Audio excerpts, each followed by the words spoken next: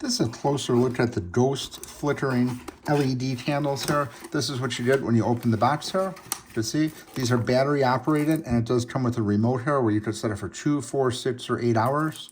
So this is similar like candle batteries with the remote. These things work really well. We have these for many different things. We really like these remotes here because they just work really good to turn everything on and off. We like the fact that we could set it up for like 6 or 8 hours and it's good to go and it's just gonna turn off.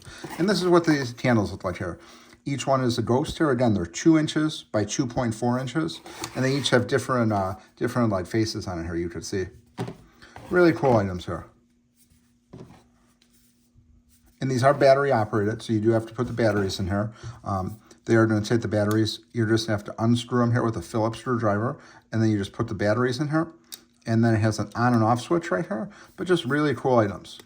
So it does come with batteries in here, so you aren't going to have to change them out right away. And just really nice items. Highly recommend picking these up. You did a set of 6 there.